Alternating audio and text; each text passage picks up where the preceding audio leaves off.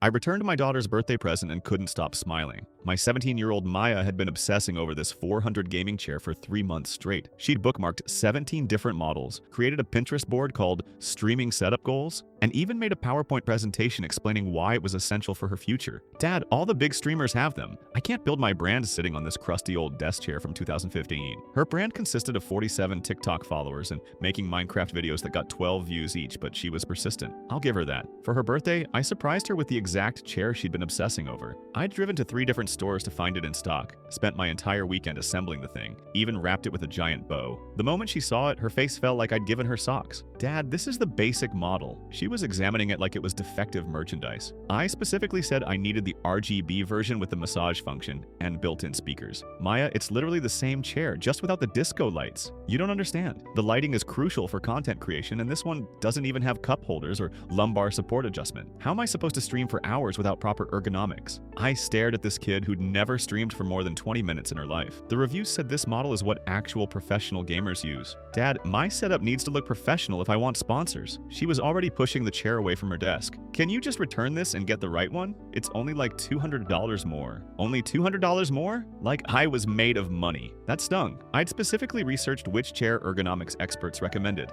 I'd read dozens of reviews, watched comparison videos, even asked my coworker who works in tech what he'd buy for his daughter. I'll think about it, I said quietly, already feeling defeated. Thanks, Dad. You're the best. Make sure you get the midnight black with purple LED accents, not the blue ones. Blue looks cheap on camera. The next day, I'm standing in the return line at the electronics store, still feeling terrible about the whole situation. The line was moving slowly and I could hear every conversation happening ahead of me. Sorry, sir, we can't do payment plans on gaming chairs. I looked up from my phone. A kid who couldn't have been older than 16 was standing at the counter, carefully counting crumpled dollar bills and loose change from his pockets. He was wearing a faded graphic tee and had that nervous energy of someone trying really hard to stay calm. How much am I short? He asked quietly. About $80, but we do have some used desk chairs in the back for $50. They're not gaming chairs, but they're decent. The kid's shoulders sagged. No thanks. I'm saving for my little brother. He's been doing homework sitting on the floor since our old chair. Broke last month. He started putting his money back in his wallet. I just thought maybe I could finally get him something nice for once. Is it his birthday? The employee asked. Nah, he just got accepted into this advanced program at school. Lots of computer work. He shrugged. Guess I need a few more weeks. I watched him walk toward the exit and something clicked in my brain. That's when I stepped forward. Excuse me, kid. He turned around, probably wondering why some random dad was talking to him. You said your brother needs a chair for schoolwork? Yeah, but it's cool. I'll figure something out. I held up my receipt. I'm returning this gaming chair because my daughter decided she didn't want it. Would your brother like it instead? His eyes went wide. Are you serious? That's like a $400 chair.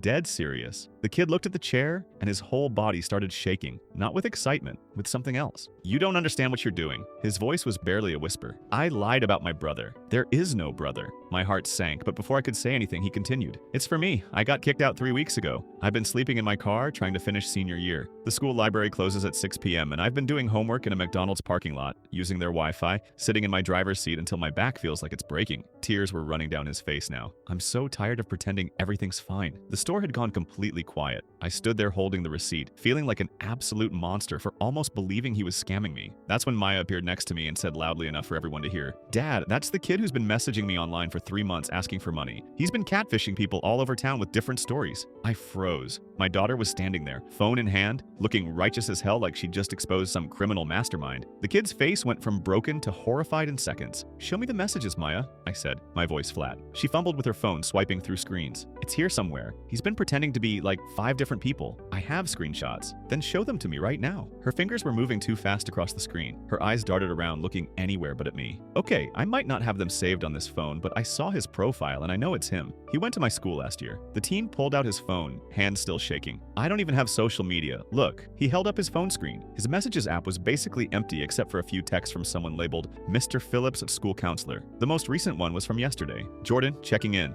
Did you make it to the shelter last night? I turned to Maya. His name is Jordan, and unless you can show me actual proof right now, I need you to apologize. I don't need proof, Dad. Everyone at school knows about him. He's always asking people for money. That's not what you just said. You said he was catfishing people online. A woman in line behind us spoke up. I've been standing here listening to this whole thing, and I recorded that boy's story about needing the chair. If he's lying, he deserves an Oscar. Maya's face flushed. You don't understand. He's beneath you. The words came out before I could stop them. Is that what you were gonna say? Jordan was backing toward the door, clearly wanting to disappear. It's fine, really. I should go. Wait. I held up a hand. Maya, look at me. She wouldn't. Look at me. She finally did. And I saw something in her eyes I'd been ignoring for months. That same entitled sneer she'd given me about the chair. That dismissive tone when she talked about people who weren't content creators. I'd raised this. You're lying, I said quietly. Aren't you? No, you recognized him from school. You know he lives in his car. And you panicked because you realized I was about to give your chair to someone you think is beneath you. Her mouth opened and closed. A few people in the store had their phones out now, recording. Dad, can we talk about this in the car? No. Answer the question. She looked around at all the faces staring at her, at the cameras pointed in her direction. Her voice came out small. I saw him at school and everyone talks about him. And I didn't want you to give him my chair. It's not your chair anymore. You rejected it, remember? But I didn't mean, you did mean it. You meant every word. The cup holders, the LED lights, all of it. I turned to Jordan. The chair's yours. Let me help you get it to your car. I can't accept this, Jordan said, but his voice cracked. Your daughter? My daughter just taught me something important about the kind of person I raised. And right now, I'm ashamed. I looked at Maya. Go wait in the car. Dad, please, now. The store manager, who'd been watching the whole thing, stepped forward. Sir, let me help you load that chair. And son, he looked at Jordan. We've got some other supplies in the back. Blankets, a space heater, small stuff, but yours if you want them. I watched Maya walk out of the store, shoulders hunched, face bright red. Good. She should be embarrassed. The manager and I helped Jordan load everything into his beat-up Toyota Corolla. The poor kid was crying the whole time, kept trying to thank me. You don't need to thank me, I told him. You needed help and I had something to give. That's it.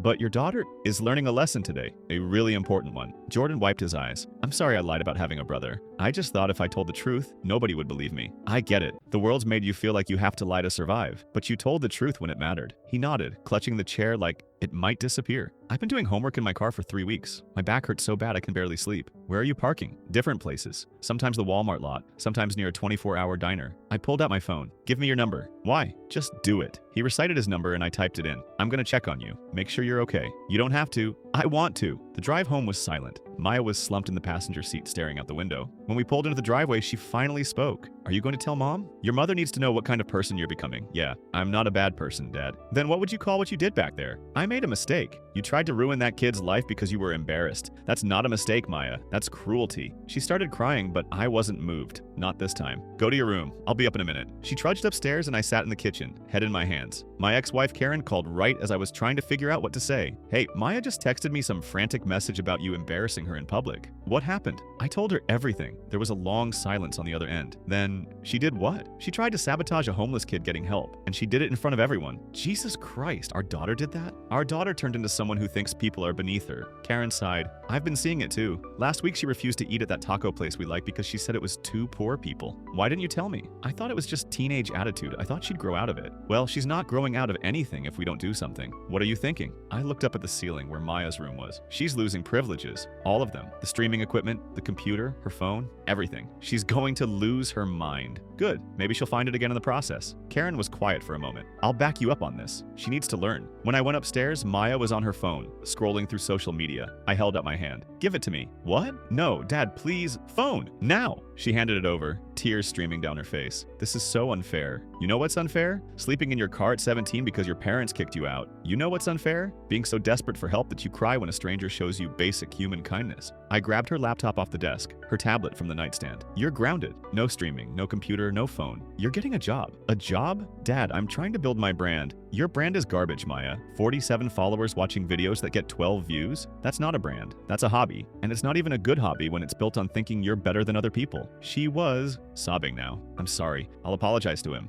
I'll do whatever you want. You'll apologize when you mean it. Right now, you're just sorry you got caught. I walked out and closed the door behind me. She screamed something about me being the worst dad ever, but I kept walking. The next morning, I helped Maya write up a resume. She fought me the whole time. Nobody's gonna hire me. I'm 17. Fast food places hire 17-year-olds all the time. I'm not working fast food. That's so embarrassing. You know what's embarrassing? What you did yesterday. She glared at me but kept typing. By afternoon, we'd applied to 8 different places. By evening, she had an interview at a burger joint down the street. She spent the whole night complaining about how humiliating this was, how all her friends would see her working there. Maybe your friends need to see you working, I told her. Maybe they need to understand that not everything gets handed to you. The next week was brutal. Maya started at the burger place and came home every day misty-eyed and furious. She had grease stains on her uniform, smelled like French fries, and wouldn't talk to me. My manager's a jerk, she said one night at dinner. He yelled at me for not smiling enough at customers. Did you smile at customers? Why should I have to smile? I'm there to make their food, not be their friend. That's called customer service, Maya. You be nice to people even when you don't feel like it. She threw her fork down.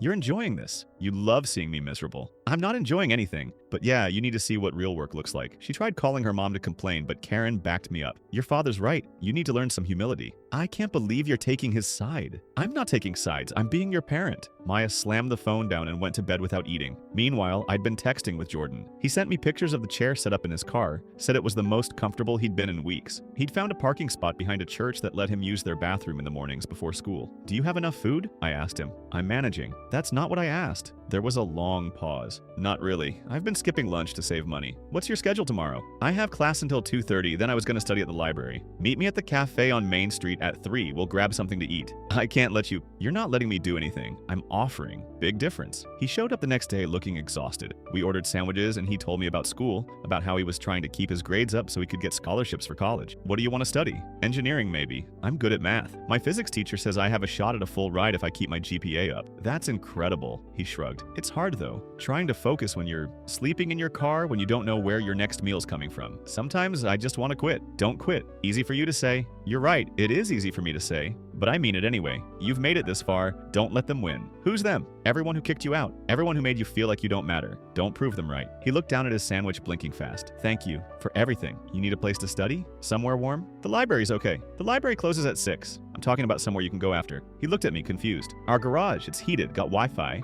You can come by whenever you need to. I couldn't. You can. And you will. That night, Jordan showed up around 7. I set him up in the garage with the space heater on, showed him where the bathroom was. Maya saw him from her bedroom window. She came storming downstairs. Why is he here? He needs a place to study. In our garage? Dad, this is insane. What's insane is a kid living in his car because his parents kicked him out. What's insane is you trying to ruin his chance at getting help. I said I was sorry. No, you said you'd apologize when you meant it. Do you mean it? She looked away. That's what I thought. Now go back upstairs. She stood there for another moment, then ran back up, slamming her door. Jordan came by every night after that. Sometimes I'd bring him dinner, sometimes we'd just talk. He told me about his parents, how they found out he was gay and told him he was going to hell, how they gave him an hour to pack his things before they changed the locks. I tried talking to them, he said. I tried explaining that I'm still their son, but they wouldn't listen. That's their failure, not yours. Feels like mine though. It's not, trust me. Maya found out Jordan was coming by regularly when she stumbled into the garage one night, looking for her old bike. She saw him there, textbooks spread out, working on calculus homework. What the hell, Dad? You're just letting him live here now? He's not living here. He's studying here. This is so messed up. You're choosing some random homeless kid over your own daughter. Jordan looked up, uncomfortable. I can leave. You're not leaving, I told him. Then I turned to Maya. And you're going to stop talking about people like they're beneath you. I never said he was beneath me. You don't have to say it. It's in everything you do. She turned to Jordan, voice dripping with fake sweetness. How much would it take for you to just leave? I'll give you money. Just go away and stop ruining my life. I couldn't believe what I was hearing. Jordan stood up slowly, pulled his phone out. I'm gonna record this, just so you know. Why would you? Because I've learned that people like you don't stop unless there's consequences. He hit record. Maya didn't seem to notice, or maybe she didn't care. Seriously, how much? 500? 1,000? My dad clearly cares more about you than me, so I figure you've got leverage here. Maya, stop, I warned. She ignored me. And honestly, if you don't take the money and leave, I'm going to make your life hell. You think it's hard now? Wait until I tell everyone at school exactly where you sleep at night. Wait until I post pictures of your car, your little setup. Everyone will know. Jordan stopped the recording. Got it. Maya froze. Delete that. No, I'm serious. Delete it right now or you'll what? Make my life harder than it already is? He laughed, but there was no humor in it. You have no idea what hard actually means. He grabbed his stuff and walked past her. I followed him outside. Jordan, I'm so sorry. It's not your fault. He looked exhausted, but I can't keep coming here. Not if it's causing problems. She's the problem, not you. Doesn't matter. I don't want to make things worse for anyone. Wait here. I went back inside, found Maya in her room. Pack a bag. What? You're going to your mom's. Tonight. You're kicking me out? No, I'm giving you a choice. You can either stay here and treat Jordan with respect, or you can go to your mom's until you figure out how to be a decent human being. This is crazy. He's a stranger. He's a kid who needs help, and you're a kid who needs to learn that the world doesn't revolve around you. She started crying again, but I was done being moved by her tears. Make a choice, Maya.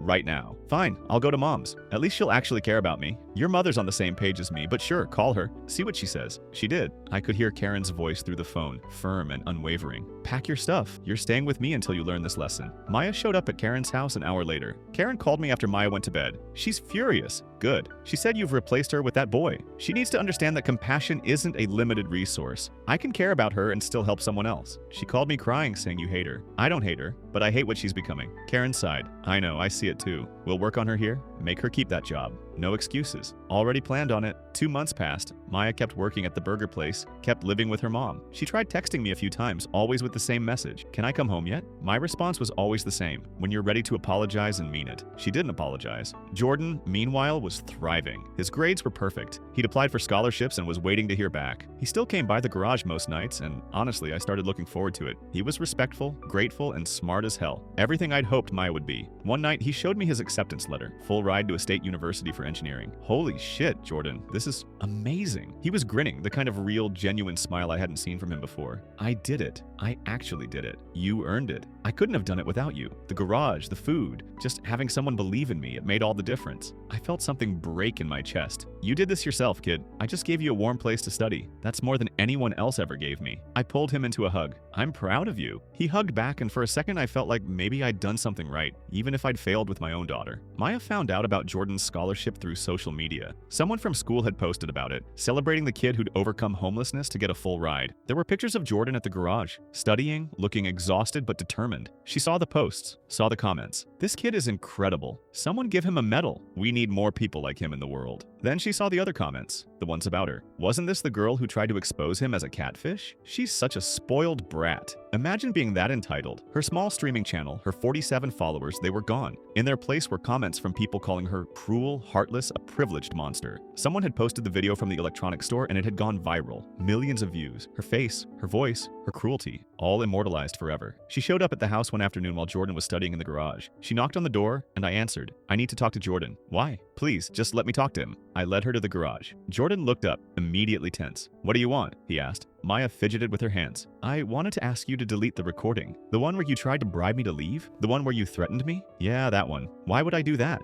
Because I'm applying to colleges, and if they see it, I'm screwed. Jordan laughed. So you're not here to apologize. You're here to protect yourself. I'm sorry, okay? I'm sorry for what I said. I'm sorry for how I acted. I was wrong. Say it like you mean it. She took a shaky breath. I was wrong. You didn't deserve how I treated you. I was spoiled and entitled, and I made your life harder when you were already struggling. I'm sorry. Jordan looked at her for a long moment, then pulled out his phone. I deleted it 3 weeks ago. What? I deleted it. I didn't want to hold on to anger. Wasn't worth it. Maya's face crumpled. You deleted it? Yeah, but everyone still hates me. Everyone thinks I'm this terrible person. Maybe because you were a terrible person. I'm trying to change. Good. Keep trying. She looked at me, desperate. Dad, can I come home? Please? I thought about it. Thought about the last 2 months. The lessons she'd supposedly learned, the person she was trying to become. No. What? Why? Because you're not sorry about what you did. You're sorry about what it cost you. There's a difference. That's not fair. Life's not fair, Maya. You taught me that when you looked at a homeless kid and saw trash instead of a person. She started crying. The ugly kind where you can't catch your breath. I hate you. You hate that I'm holding you accountable. Not the same thing. She turned and ran. Jordan looked at me. That was harsh. She needed to hear it. Maybe, but she's still your daughter. And she'll be welcome back when she earns it. 3 months later, Jordan graduated. Top of his class. 4.0 GPA. Scholarship secured. A future ahead of him that looked nothing like his past. I went to the ceremony. Sat in the audience with tears in my eyes as they called his name. He walked across that stage, diploma in hand, and the whole crowd stood up and cheered. Everyone knew his story by then.